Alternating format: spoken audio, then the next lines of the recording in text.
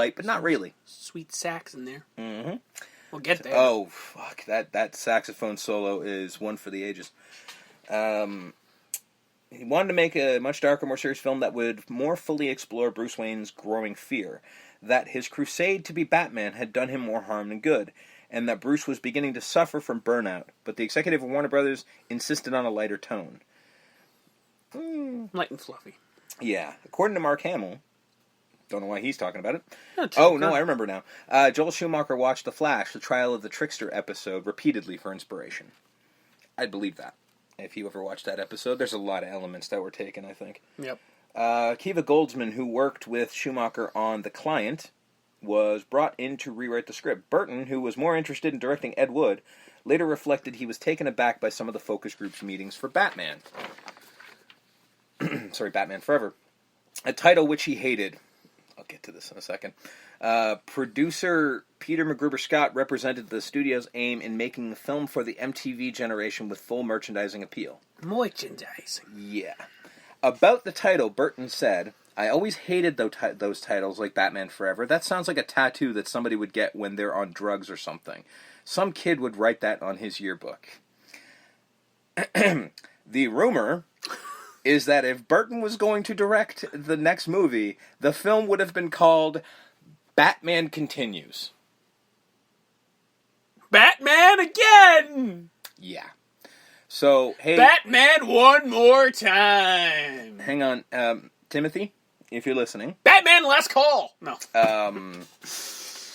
Batman Continues is a much, much worse title than Batman Forever could hope to be. So... Which one was supposed to be Batman Triumphant? It's after the next one. Yeah. That was... That's an alright title. I like it. Yeah. We're supposed to get Jack Nicholson back, but we'll get there. What could have been? What could have been indeed. Batman Continues. The period.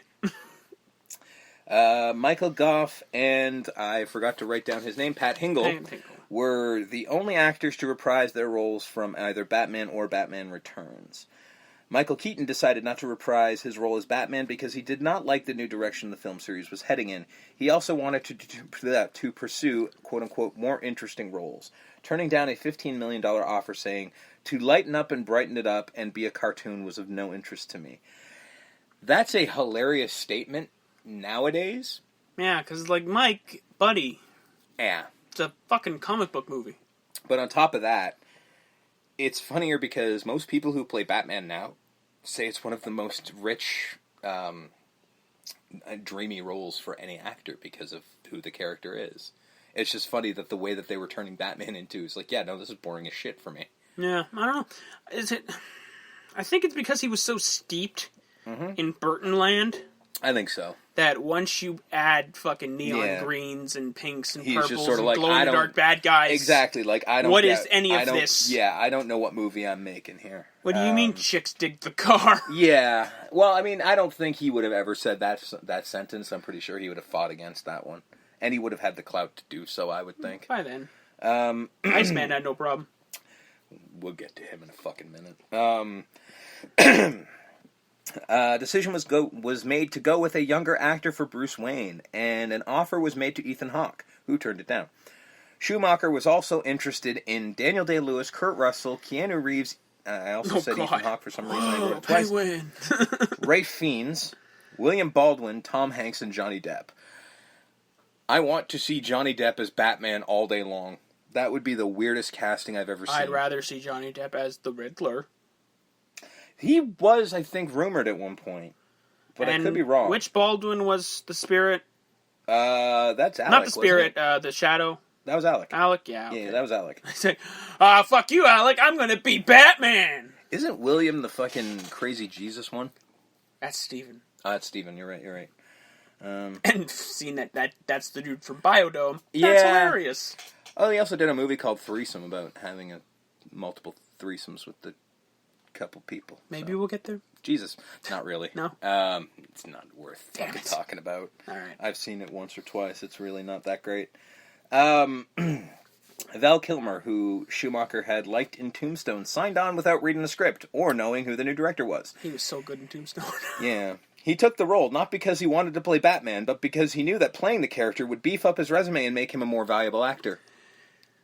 You know what? It worked. You can't hate the hustle, man. He's not wrong. Yeah. He learned he was the new Batman while he was literally in a Batcave in Africa, doing research for the Ghost in the Darkness. I'm gonna be Batman? I'm in a Batcave. That's funny. Yeah. Oh shit, a lion!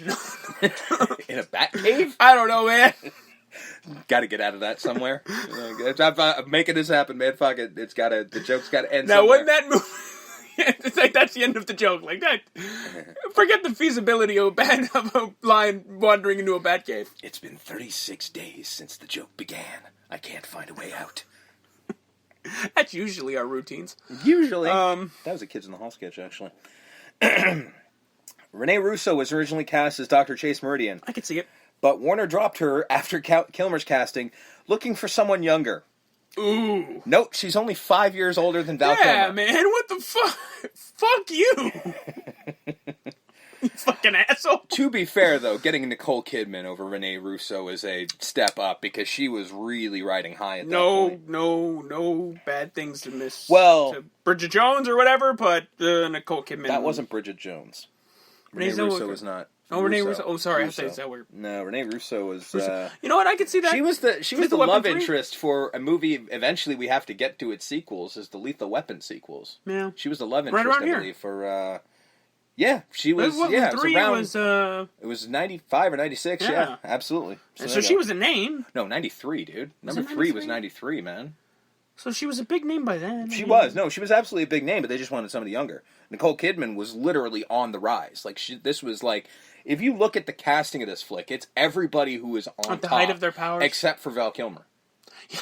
Well, Val Kilmer was the only quote unquote step down. Tombstone was like he was on the reinvigorated. I hesitate. Sorry, I take that back because he had also just like a couple years earlier he'd done The Doors as well. Yeah, so he was kind of everybody was kind of at the height of their powers. In all fairness, Val Kilmer kind of had another couple good years, and then he was done. Oh yeah. So you know, like one was The Saint. That's usually, I think that's kind of there is reasons behind that, and it's not that people didn't like him. It was something that I'll get to in a minute. Yeah. Robin Wright, I never can pronounce this, so bear with me. I apologize, madam. Jean or Jeannie Triplehorn, I don't know. And Linda Hamilton, Sandra Bullock, and Cindy Crawford were all considered for the role, which eventually was cast with Nicole Kidman. Sandra Bullock, no. Sandra Bullock wouldn't have worked. Linda Hamilton was a weird choice. Cindy Crawford's the only one, because in all fairness, this is not much of a role. Very one-dimensional. Yeah, so you just interest. You just need a pretty face, because there's not much character here. Check. Yeah, like they got who they needed, you know what I mean? Billy D. Williams took on the role of Harvey Dent in the original Batman on the possibility of portraying Two-Face. Not just the possibility, but actually had it in his contract. But Schumacher cast Tommy Lee Jones in the role after having worked with him on The Client, requiring Warner's to buy out Williams' contract from the first film. Hey, payday for him. Yeah, but you can't get me Two-Face. You know what? Hey, he wanted to be Harvey Dent. Of course he didn't give a fuck. No, he really didn't care about the money. Jones was reluctant to accept the role, but did so after his son's insistence, as Two-Face was his son's favorite character. Does that ever work? Happens a lot. No, it happens a lot, but does it ever, like, result in anything good? I'm sure we can, if we sit around long enough. We're going to get to it probably in 2 weeks. Fair. That's fair. But he's good in it. He's good in it. It's a terrible film, but he is the best part of it. Okay, that's fair. And you can already pretty much tell who our fucking MVP of that movie is going to be. I've already written it down. I haven't had to, but I know it's there. Robin Williams was in discussions to be the Riddler at one point, but supposedly refused to talk after bad blood of the producers using him to get Jack Nicholson to play the Joker in the original. In a 2003 interview, Schumacher stated Michael Jackson lobbied hard for the role, but was turned down before Jim Carrey was cast. I want to be the Riddler. Yeah. Mike, you can't be the Riddler. Come on, he can have a monkey named Bubbles. Instead of the rat. Read him in his Batman. Jim Carrey's original idea was to shave a question mark into his scalp. It had to be scratched as he was due in court to finalize his divorce. Jim, you can't walk into court with a goddamn question mark on your head. I haven't said it yet, but I love Jim Carrey. He's a fucking nutbag. He's a really fucking wackadoo. He is a fucking I love him insane so much. person. He's so great. Marlon Wayans had been cast in the role of Robin in Batman Returns, but was cut before shooting, but his contract had him sign on for this film. It was decided to replace Wayans with a white actor. I don't know why. I looked for it. There was no reasoning behind it, but that was apparently... Marlon Wayans would have been a way better choice than Chris O'Donnell. I think neither one was a good choice, and I'll get to that during the film. I'm saying out of the two. Yeah. If I had to choose one... I guess, yeah, Marlon Wayans is a better actor. Yes, he's far more entertaining. Chris O'Donnell is a terrible fucking He's actor. a piece of wood. He really is. He is wood. He really is. And, yeah, it's... How the fuck he was... Did he won the Oscar for fucking Scent of a Woman, didn't he?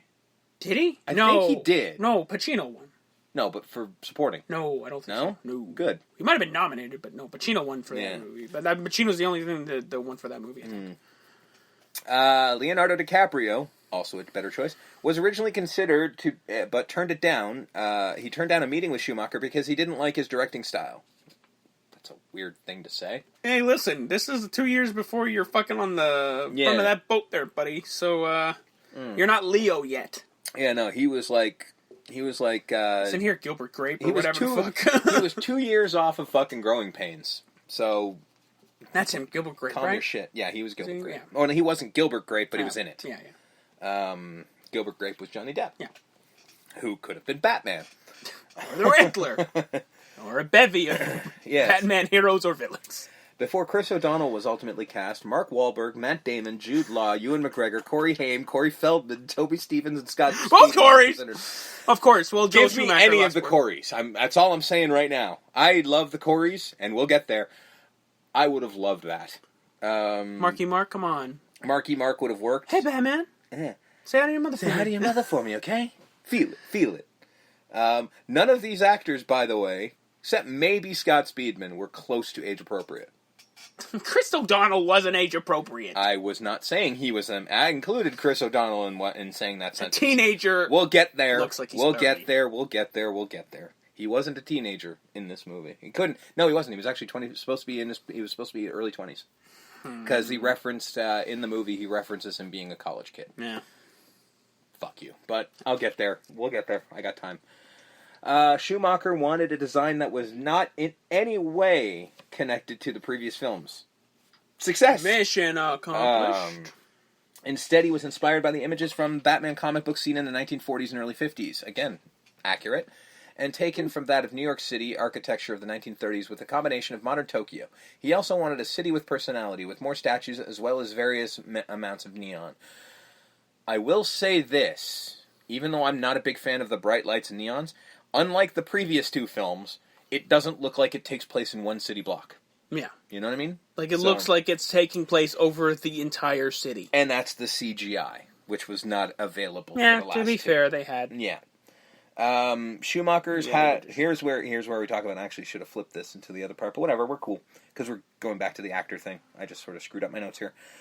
Schumacher had problems filming with Kilmer, whom he described as childish and impossible, reporting that he fought with various crewmen and refused to speak to Schumacher during 2 weeks after the director told him to stop behaving in a rude way. In a recent interview with Vulture, Schumacher referred to Kilmer as psychotic. So my guess is that's probably why his career failed.